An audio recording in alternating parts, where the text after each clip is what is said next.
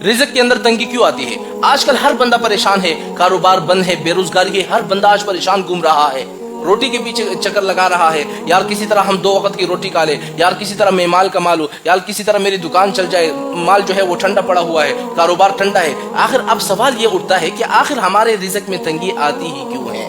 सबसे बड़ा सवाल आज मैं आपको बताऊंगा, ये हमारे रिज़्क़ के अंदर तंगी क्यों आती है। सिर्फ 4 बातें मैं आपको बताऊंगा। अगर इन 4 बातों पर आपका ईमान होगा ना, तो खुदा की कसम आपके रिज़्क़ के अंदर कभी भी तंगी नहीं आएगी। अगर इन 4 बातों पर आपका ईमान नहीं होगा तो हमेशा आपके रिज़्क़ में तंगी होगी, कारोबार में तंगी, कारोबार तुम्हारा चलेगा नहीं, कारोबार ठंडा पड़ेगा, हमेशा परेशान रहोगे। अब वो 4 बातें कौन सी है जरा नोट करें। सबसे पहली बात जिस चीज पर हमारा ईमान होना चाहिए कि इंसान के पैदा होने से पहले 50,000 साल पहले अल्लाह ताला ने बंदे का रिज़्क़ लिख दिया है कि इस बंदे को कितना मिलेगा, कितना नहीं मिलेगा, फला दिन इसका इतना नुकसान होगा, फला दिन इसको इतना मिलेगा, फला दिन इसको ये रोटी मिलेगी, फला दिन इसको यहाँ पर खाना मिलेगा। यानी 50,000 साल पहले अल्लाह ताला ने फैसला कर दिया है। जब फैसला कर दिया है तो हमें टेंशन लेने की क्या जरूरत है?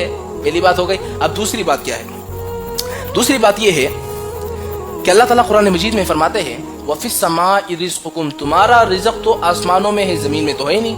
क्या मतलब? हमारा रिज़्क़ आसमानों में है, पैसा आसमानों में है, क्या दौलत आसमानों में नहीं? हम लोग ये जो दौलत के पीछे भाग रहे होते हैं ना, अल्लाह फरमाते हैं तुम्हारा रिज़्क़ आसमानों में है, जमीन में है नहीं। क्या मतलब? मतलब ये है कि फैसला तो मुझे करना है ना, ऊपर से फैसला मैंने करना है। तुम्हारे सामने खाना भी मौजूद होगा, पैसा भी मौजूद होगा, लेकिन अगर मेरा हुक्म नहीं होगा तो उस खाने को हाथ भी नहीं लगा सकते, उस पैसा को हाथ भी नहीं लगा सकते। अगर ऊपर से मेरा हुक्म आ जाएगा तो पैसा भी तुम्हारा होगा, खाना भी तुम्हारा होगा। 2 बातें हो गई। अब तीसरी बात क्या है?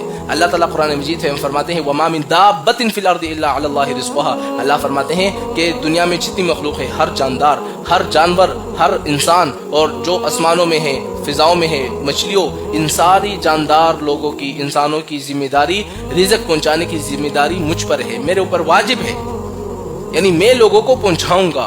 अब देखिए ना, अल्लाह ताला तो वो ज़ात है कि जिसके ऊपर कोई चीज़ वाजिब नहीं है, लेकिन अल्लाह फरमाता है कि नहीं, मेरे ऊपर वाजिब है कि मैं तुम तक तुम्हारा रिज़्क़ पहुंचा कर ही रहूंगा। अब सबसे आखिरी चीज़, जो चौथी चीज़ है, सबसे आखिरी चीज़ जिस पर हमारा ईमान है कि जब इंसान पैदा हो रहा होता है ना, पेट में होता है, तो उसी वक्त अल्लाह ताला फरिश्तों से कह देता है कि लिखो, इसका रिज़्क़ भी लिख दो, इसकी मौत भी लिख दो, किसकी मौत कब होगी, किस जगह पर होगी, किस फलानी जगह पर होगी, कैसी होगी। यानी बच्चा जब माँ के पेट में होता है तभी अल्लाह ताला फैसला कर चुके होते हैं इस बंदे को कितना रिज़्क़ मिलेगा, कितना नहीं मिलेगा। अगर हमारा इन 4 बातों पर ईमान है, यकीन है, तो हमारे रिज़्क़ में कभी भी तंगी नहीं आएगी, कभी भी नहीं।